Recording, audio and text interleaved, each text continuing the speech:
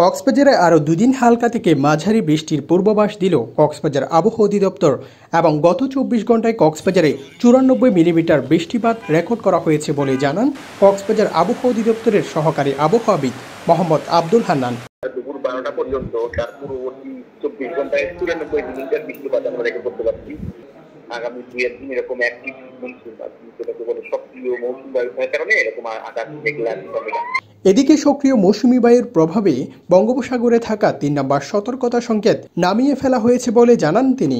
Signal down হয়ে গেছে, এখন মনে করেন যে ধীরে ধীরে অত বৃষ্টিপাত হবে না কিংবা সাগর এরকম উত্তাল না, এখন ধীরে ধীরে স্বাভাবিক হয়ে যাবে। অন্যদিকে টানা কয়েকদিনের বৃষ্টিতে কক্সবাজারে পাহাড় ধসে ৭২ ঘন্টার মধ্যেই ১২ জনের মৃত্যুর খবর পাওয়া গেছে।